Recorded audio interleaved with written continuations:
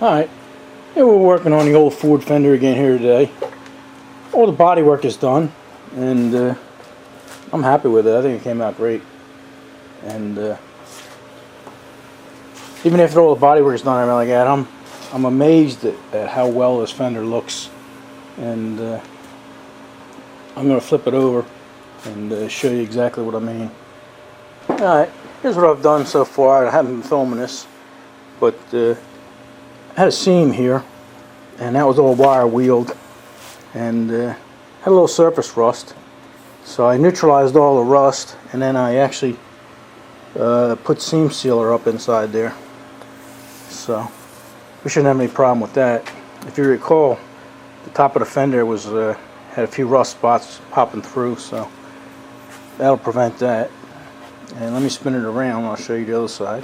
Alright, yeah, on the bottom side here I also seam sealed that same seam from behind, you know, so we shouldn't be getting any more water under there. So like I said before, I'm amazed this fender looks as good as it does, because it's 56 years old, and the only rot was up here where it seeped up under the, I guess that would be the top of the inside fender. But the rest of it, you know, it's the metal is just as good as the day it was made.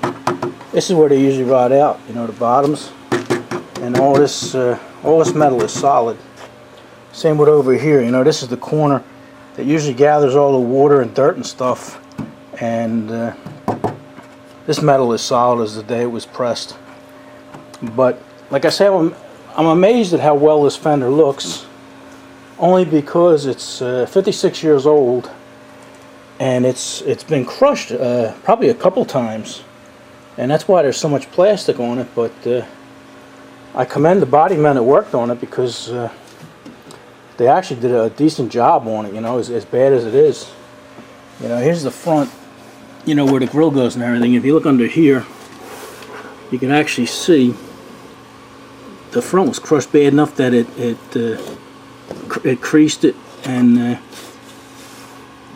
made it bad. So that was probably pretty tough. I don't even see, you know, back then they used to drill holes and pull it, but I don't see any drill holes or nothing. So whoever straightened that did a good job. And like I say, all along the front here was all dented in, all the way down here to the bottom. You know, this was all dented in, and they did a good job straightening it. And there isn't much of this fender that wasn't dented. This is all dented here, and then this, and here's the body line, and the body line is good right here. And then starting here, 3/4 of the fender was all dented in. You can see all the ripples, and it got bad, real bad here.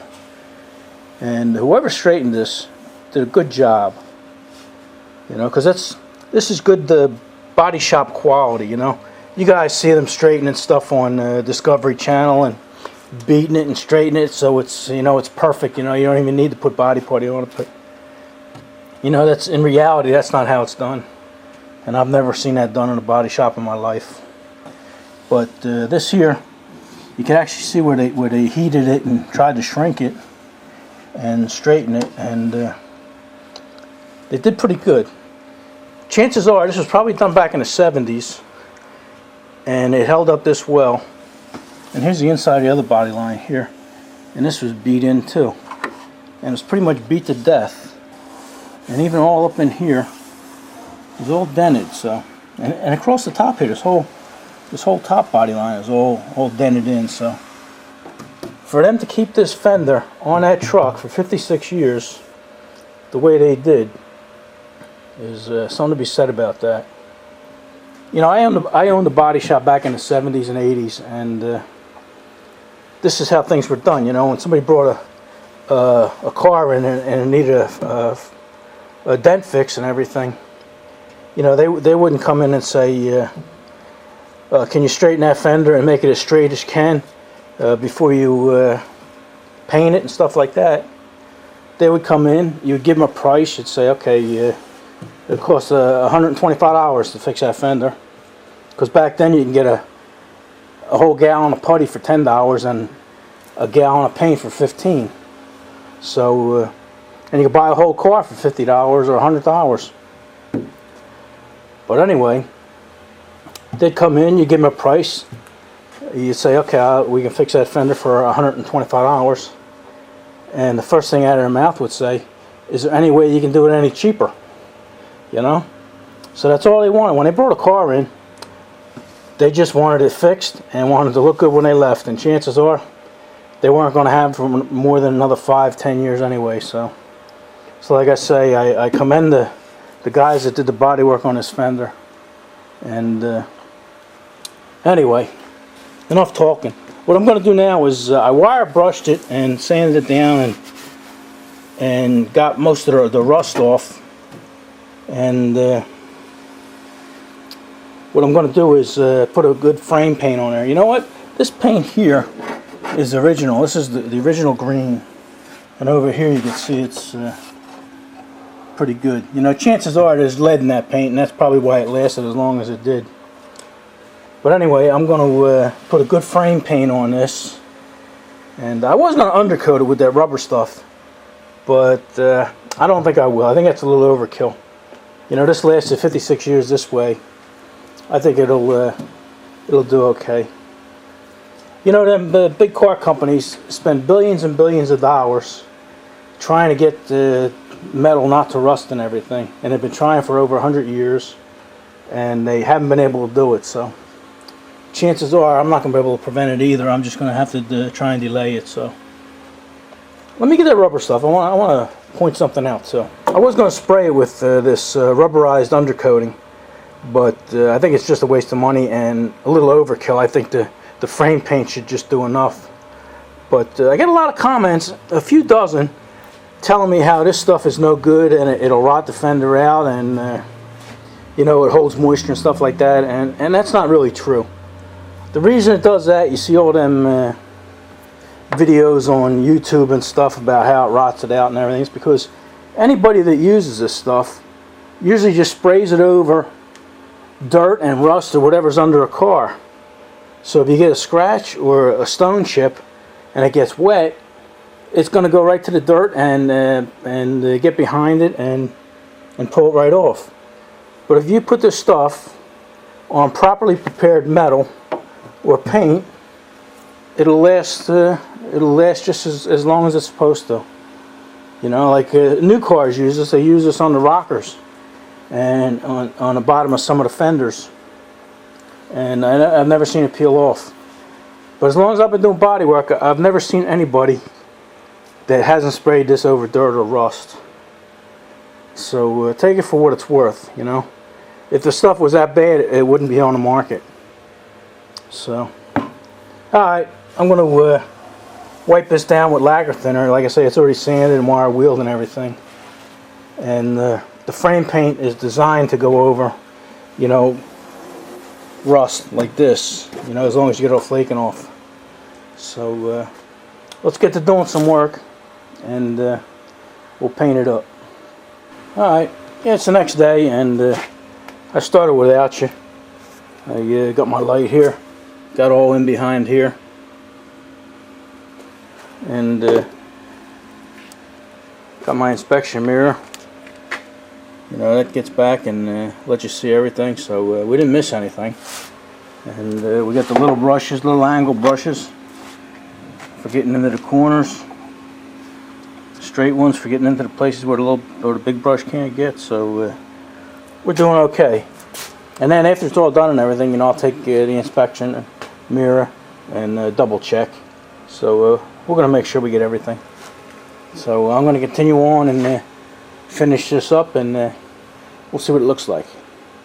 Alright, I think we got a pretty good job on there. So like I say, once it dries, I'll get the inspection mirror and check. I'm sure there's a couple little tiny spots I missed, but for the most part it's pretty good.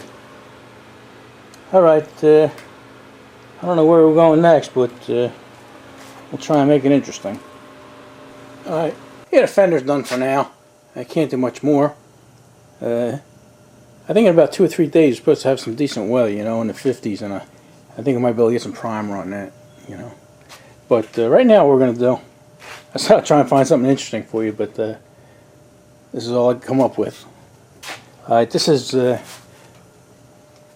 radiator support, and I'm real pleased with this. You know, I mean, this is aftermarket, and it's from Taiwan, or where's it from?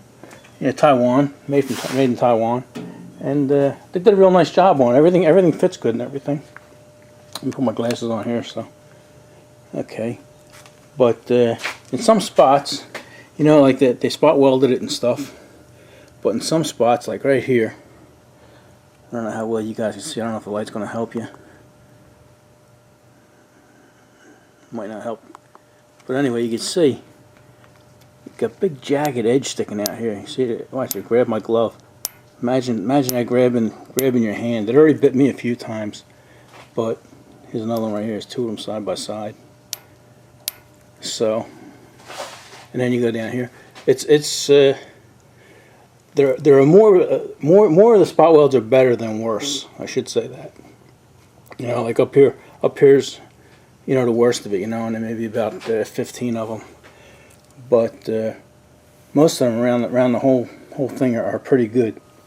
So what I got to do is I'm going to go and grind these all flat, make them safe. Because like I say, I got bit by one already, and I don't want to see any of the guys get bit, because them things will tear you to pieces, especially if you're not aware of them.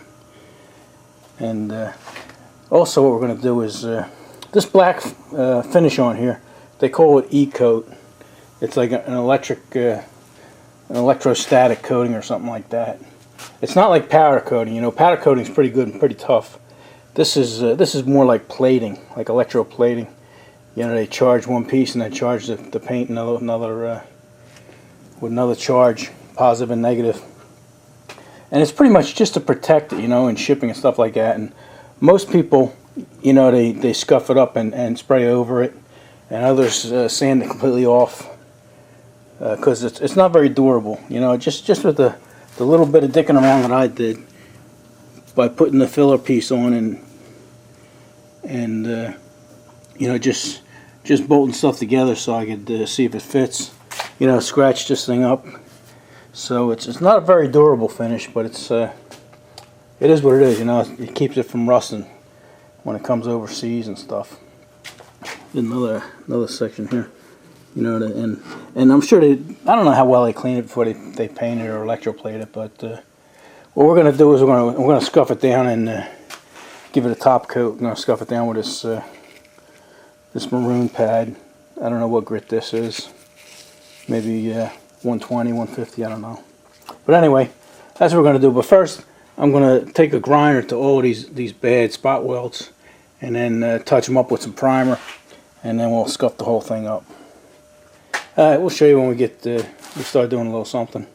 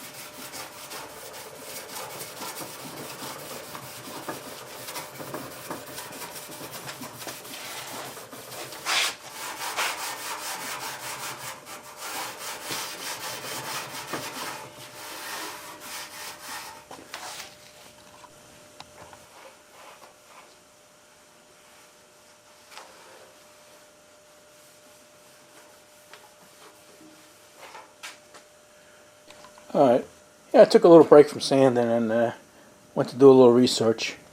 I thought I was going to need more of these scratch pads, but I actually found a roll of this stuff up on the shelf. And yeah, the research I did, I tried to find out what grits they were and stuff like that. And the maroons, they say these are 3M numbers too. You know, the regular Scotch-Brite. They say the maroon is 320 to 400, which is good. It seems to be working the best. But what I found is all this stuff isn't created equal. Like this, they also call it Merlon here. See that Merlon roll? And they say the grit is very fine, and that's what 3M says. They call it very fine. But I was using it, and the 3M seems to be working a lot better. It seems to be denser than this other stuff, you know. And this other stuff seems a little softer. So the 3M actually does last a little bit longer. But I probably picked this up for maybe $5 or something at a flea market. So it is what it is. But anyway, and then the brown stuff here. The brown stuff here is expensive. This other stuff is like $1 a sheet or something, you know. And I think when you buy a big roll like that, it's like $30 to $50 a roll. That's I think it's 10 yards. Let's see, length. 10 yards, yeah, 10 yards. But anyway, what was I saying here? Okay, the brown is 280 to 320 grit.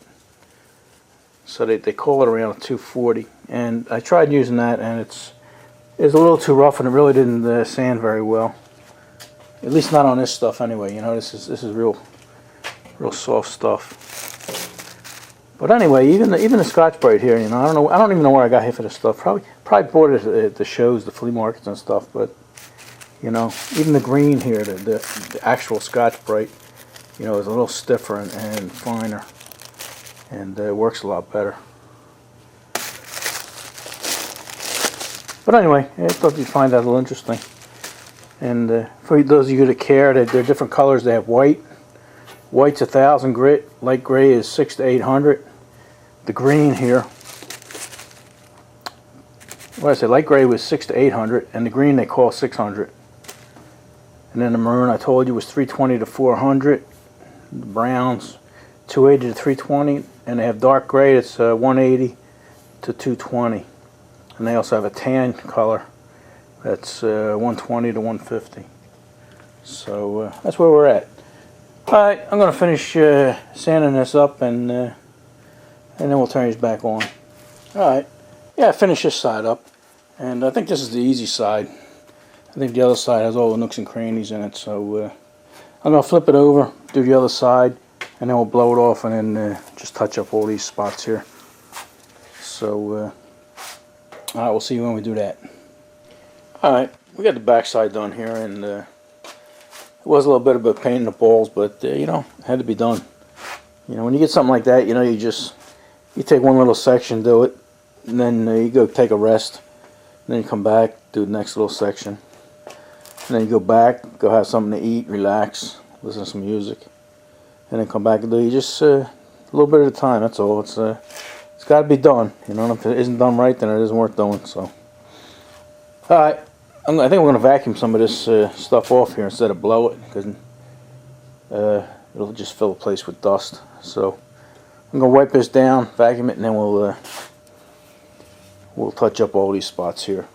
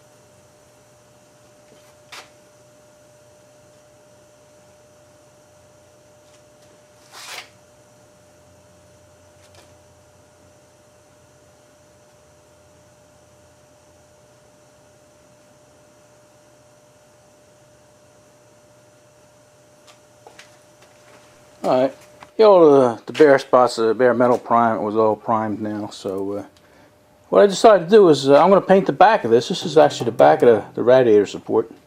And I'm going to paint it with a brush. Because, I don't know if you see these 3 holes here. But that's actually where the inner fender goes. The inner fender goes down there, bolts to there. So this whole section here is going to be under the car, inside the wheel well. And then this will be all blocked by the radiator. And this is actually the bottom, so you won't see that. This is the bottom. And this is the bottom over here. So actually the only section you might see, and you have to really crank your neck in there to stick it inside the engine compartment, is this little section right here. So if I paint this right now by hand, you know, with a brush, tomorrow it's supposed to be nice out, and I can just leave it turned over on its face, or turned over on the back here, and I can spray the face, and I don't have to worry about the back. So it'll save me a little work tomorrow, and I can get something done today. And like I say, it'll be just as good. So let me get that done, and then we'll get back to you. Alright, yeah, we got that all painted up, and I'm real pleased with that. Matter of fact, I like it so much I think I might paint the front of it. Because when you paint with a brush, you know, you get about 10 times as thick a paint on it. When you spray it, you know, it's so thin, don't even protect anything. But this stuff flowed out so nice. Look at that, you see Road King's reflection there? You know, it flowed out so nice that I think I'm going to paint the front of it with it. And we'll be happy with that. So, alright, I think this is going to be enough for this video. I appreciate all the support I get from you guys, and the great comments. So, what do you say? We'll see you in the next one? Alright, enough of this.